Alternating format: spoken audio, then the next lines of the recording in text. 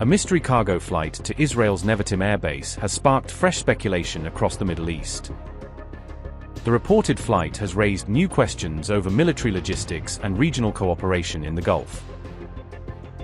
The aircraft's reported arrival at Nevatim has fueled speculation over the nature of its undisclosed mission. The heavy transport flight has renewed attention on strategic military links between the UAE and Israel.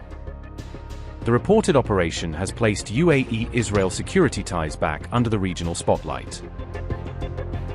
A UAE-linked Ilyushin Il-76 transport aircraft was reportedly tracked toward Israel's Nevatim airbase on August 3, according to reports.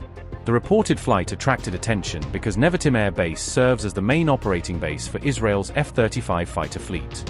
The report said a registration mismatch prevented investigators from definitively identifying the aircraft involved. Aircraft type: Ilyushin Il-76 TD heavy transport aircraft used for strategic cargo and military logistics missions. Reported registrations: 7QASU and 7QASJ, although reports noted uncertainty over the aircraft's true identity. Registration country: Malawi, where both reported aircraft are officially registered. Operator: Zebu Air, a cargo airline reportedly linked to operations in the United Arab Emirates. Reported UAE operational links: the aircraft have previously operated from UAE-based airports and logistics hubs. Located in southern Israel, serving as one of the country's most important military air bases. Home to the Israeli Air Force's F-35 Adir stealth fighter fleet and advanced combat squadrons. Functions as a major strategic air force base supporting national defense and regional operations. Supports long-range air operations, including strategic strike, reconnaissance, and deployment missions. Serves as a key military logistics hub for aircraft, personnel, equipment, and operational support. Both Malawi-registered Il-76 aircraft are linked to Zebu Air and have previously operated from sites in the United Arab Emirates. The report said there was no evidence confirming the aircraft's cargo, sponsor, or ultimate mission. The report added that Israel had previously deployed an Iron Dome air defense battery to the UAE in April 2026. The Abraham Accords have significantly expanded practical security and defense cooperation between Israel and the United Arab Emirates. Experts said recurring UAE-linked airlift operations could point to the emergence of a broader regional military logistics network.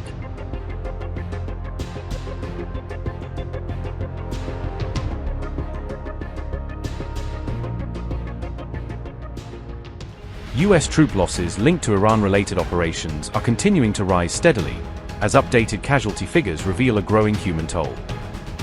On July 31st, the Pentagon officially revised and updated its casualty figures connected to overseas operations involving Iran. According to official data, the number of US personnel wounded in Iran-related operations increased from 236 to 268 in a sudden jump. The Defense Manpower Data Center reported that 32 additional US troops were wounded within the span of just a single day. These newly updated casualty figures were released through the Pentagon's Defense Casualty Analysis System, which tracks military losses.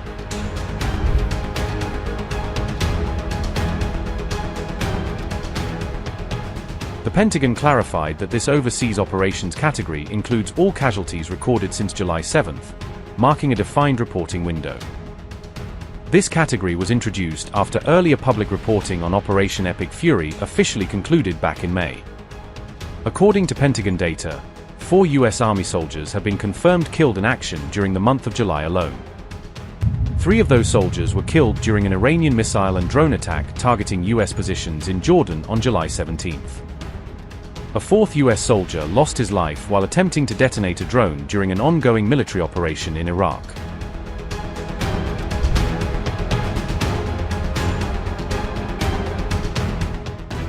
Iranian hardline lawmaker Mahmoud Nevatim has claimed to reveal what he described as the true US military death toll from the war with Iran. Nevatim claimed in a post on X that the actual US war death toll had reached approximately 600 personnel. Addressing the American public, Nevatim accused Washington of concealing the true scale of US military casualties. He alleged that the US government was not telling its citizens the full truth about the conflict with Iran. Earlier, the New York Times reported that the Pentagon reduced its official Iran war death toll from 18 to 14. According to the report, Several service members were removed from the casualty list because they died after President Trump declared the April ceasefire. Notably, this latest casualty update came just days before Donald Trump made the decision to call off a planned military strike against Iran. So, what prompted you to call off the strikes last night? I was asked to by Saudi Arabia, by UAE, by Qatar, and by Iran. We were all set to go. It's about at this time right now, and it would have been a massive attack. We're all set to go, but when the allies asked to call it off, you got to sort of say, well, let's see. And the reason they asked is I think there's a deal. There's a deal on Hormuz, and then there will be a deal on the nuclear, or you might call it the denuclearization of Iran. I call it the denuclearization of Iran. What should we expect? We're holding it. We'll just see. We can do it anytime we want. But we were asked by the three primary groups. We were also asked by Iran, very strongly, actually. They said, we'd like to make a deal. Now, I don't know what they say, because a lot of times they'll say that to me, and then they'll go out and say, we don't know what he's talking about. Obviously, they don't want to be attacked. And they knew the extent of the attack because they saw it forming. What happens now? Well, now what we're doing is we're talking to them in the form of a negotiation. It begins tomorrow afternoon, and we'll see it at show. I'd love to do that. Save a lot of lives, save a lot of unnecessary power. To be honest with you, it would take many, many years to ever build it back. If it could, I don't think it would be even buildable. But so we had an attack that would be the biggest attack since World War II, and it would have been disastrous for them, and they didn't want us to do it. And frankly, Saudi Arabia didn't want it either. They thought that a deal is imminent. Is there a deadline, sir? The deal is imminent, having to do with the Hormuz Strait, and also ultimately the denuclearization of it. So when I hear that, I say, well, do we want to go and be this severe? Now, there's a group of people that would like me to just do it. And there's another group of people that does not want me to do it. Does Iran have a deadline to come to an agreement? We'll just see how it is. We're ready to go anytime we want. Would I rather make a deal? I'm not looking to kill people. Those people die, a lot of people die, and we don't want that. So they asked us, Iran specifically, but the other three said I asked Saudi Arabia, the king. They said, the Crown Prince.